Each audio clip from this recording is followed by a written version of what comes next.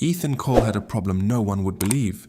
Every morning at exactly 6:17 a.m., he woke up with memories of tomorrow. Not dreams, not vague impressions, memories. Precise, clear, real. He knew what people would say before they said it. He knew which car would break down in traffic. He knew when it would rain even if the sky was perfectly clear. At first it felt like a gift. Then it became a curse. The first time it happened, Ethan thought it was coincidence. He remembered his coworker Sarah spilling coffee on her laptop.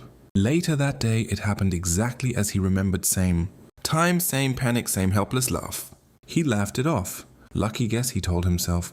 But the next day it happened again. And the day after that. And the day after that. Within a week, Ethan stopped believing in coincidence. He tested it. Every morning he wrote down everything he remembered from tomorrow. At 6:30 a.m. he would sit at his kitchen, table pen in hand scribbling details. Man in blue jacket drops phone at subway station. Boss cancels 3 p.m. meeting. Rain at 5:42 p.m. Every single thing came true. Exactly. At first Ethan used it to his advantage. He avoided traffic jams, he prepared answers for meetings, before questions were even asked. He even made small profits by predicting stock movements. His life became smooth. Perfectly smooth. Too smooth, because nothing surprised him anymore. Then came the first thing he couldn't change. It was a simple memory. Woman cries in elevator 2:15 p.m. Ethan remembered it clearly. He even knew who it was. Mrs. Alvarez from the 7th floor. So at 2:10 p.m. he waited by the elevator. When she stepped in, he smiled politely. "Good afternoon." She smiled back. For a moment, everything seemed normal. Then, just as the doors closed, her phone rang. Ethan knew what it was. He remembered. Her smile faded, her eyes widened, and then she broke down, crying exactly as he had seen in his memory. Ethan tried to stop it. He really did. The next day, he tested something bigger. Car accident at 4th Street, red sedan. He got there early. He stood at the intersection, heart pounding, watching the traffic. When he saw the red sedan approaching, he stepped into the road and waved his arms. "Stop! Stop!" The driver slammed the brakes, confused. For a moment, Ethan felt relief. He had done it. He had changed the future. Then, a loud crash behind him. Another car, unable to stop in time, slammed into the red sedan. The accident still happened, just differently. That night, Ethan couldn't sleep. If the future couldn't be changed, then what was the point of knowing it? Days turned into weeks. The memories kept coming. Every morning at 6:17 a.m., always tomorrow. Always unavoidable. Then came the memory that broke him. It was different from the others. Short. Simply. Terrifying. Ethan dies 11:03 p.m. He froze.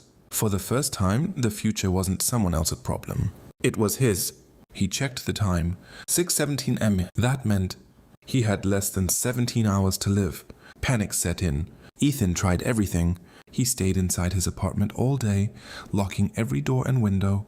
He unplugged electronics. He avoided anything remotely dangerous. No risks, he whispered to himself. If I do nothing, nothing can happen. Hours passed. Nothing happened. No accidents, no danger. For a moment, I thought he had beaten it. Maybe this time he could change it. At 10:58 p.m., Ethan sat on his couch staring at the clock. 5 minutes. Just 5 more minutes. His heart pounded so loudly it echoed in his ears. Almost there. Then, a memory hit him. Sudden, sharp, clear, a detail he had forgotten. The phone rings. His eyes snapped to the table. His phone? It was silent. 10:59 p.m. Then it rang. Ethan stared at it frozen. Unknown number. His hands trembled. This is it. He didn't want to answer, but something inside him, something stronger than fear, pushed him. Slowly he picked it up. Hello? Silence. Then a voice. Soft, calm, familiar. Ethan. His breath caught. I know that voice. It was his own.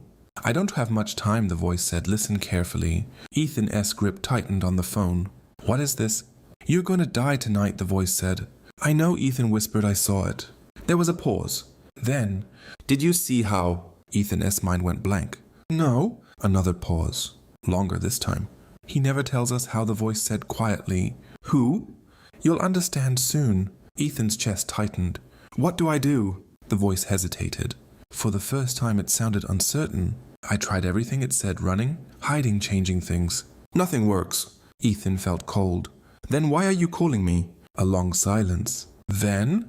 Because maybe this time you'll do something different. The line went dead. Ethan stared at the phone. What does that mean?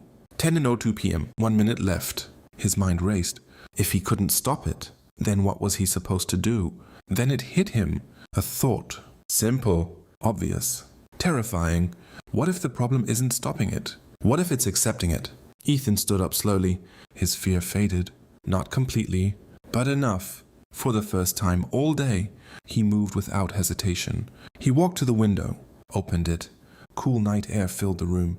10:30 p.m. He stepped back, looked around his apartment, his life, all the moments he had already lived twice, and then he smiled. Maybe this isn't about changing the future. Maybe it's about understanding it. 10:50 p.m. A sudden sound behind him. A crack. Sharp. Loud. Ethan turned. The ceiling above him split open. A heavy light fixture came crashing down. 10:03 p.m. Darkness. Silence. Then, 6:17 a.m. Ethan's eyes snapped open.